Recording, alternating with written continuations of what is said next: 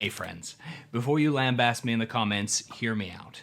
Yes and as a comedy improv rule is a brilliant inclusion in our games of Dungeons and Dragons. However, when we cling to it too tightly, there start to be some holes that show up that cause a few problems. And in actuality, there's a better rule to live by, both as a DM and as a player.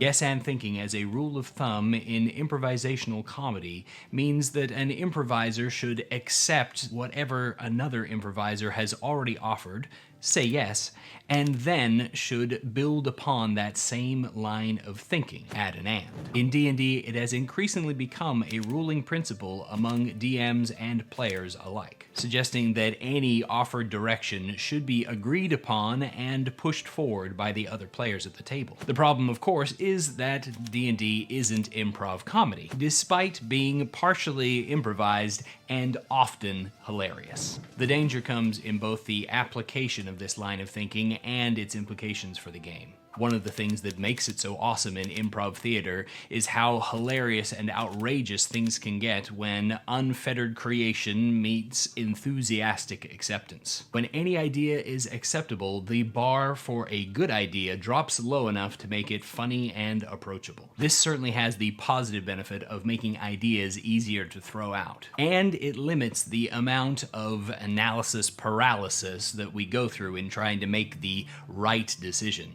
But is that really best for your fantasy roleplay game? By its definition, roleplay is the art of getting inside the head of a character and making decisions as if you were that character. Yes, and at a meta level, as a requirement for play, actually invalidates roleplay, no matter how out of character or unrealistic to the situation. Roleplay is about making choices, and yes and is about avoiding them.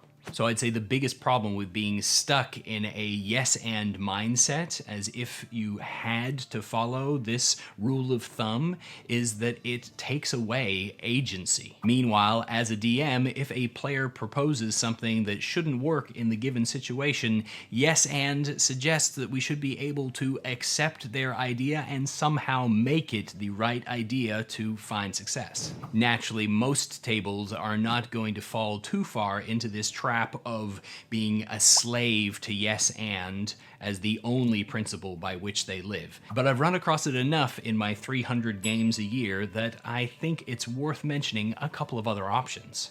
The first of those is also drawn from improv theater called no but. Essentially the opposite of yes and, no but requires an actor to negate a suggestion from the previous actor, to say no, but then to provide an alternative direction, to add the but. A player might say, "No, we should not charge in there. Even though we know their positions, they will have great advantage over us. If we instead would sneak around behind them, perhaps that would be successful."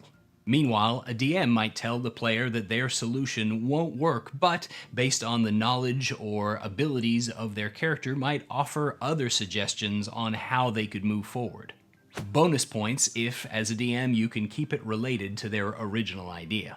Another alternative that is really just a matter of mindset away from yes and is the concept of yes but, the art of agreeing with the bulk of a proposal while focusing on consequences and active choices. It's functionally very similar but comes from a mindset of analysis instead of acceptance. From a player, that means identifying a proposal as viable, but then improving upon it by adding further to the situation with your but. Rohan is right that if we charge in through the front, we will draw their attention. Perhaps if some of us slip in behind, we can negate their tactical advantage. Or as a DM, when offering a yes but becomes an opportunity for the player to judge the risk and reward of their original proposal. Yes, you can leap off the building and drive your blade into the ogre below to get some extra damage, but you're also going to share in the gravity damage that is applied, and if you miss, you're the only one taking it, and you end up prone. Do you still want to try? Unsurprisingly, the rule that serves better than slavish devotion to any of these principles is moderated use of all of them. Evaluate in a situation whether yes and, no but, or yes but is the appropriate response, and do that. Always be striving to move the story forward and to have the backs of your fellow teammates, the other players at the table. Be open and accepting of their ideas and offer viable suggestions as to how to move a situation forward. Don't be afraid to deny a suggestion that isn't in keeping with your character or the situation, but ensure that when you do, you're being constructive and supportive with additional suggestions instead of just being a naysayer. Cooperate with your fellow players by building upon their contributions, even when your character has to disagree with their plans. Because yes and in and of itself isn't a bad principle, but when taken to extremes, it goes against the very concept of a role-playing game. I have shared about the dangers of yes and once before, and a specific story of how it destroyed one of my games. If you're interested, then check this video out over here. But if not, YouTube assures me that this will be more to your liking. Thanks so much for watching, and happy adventuring.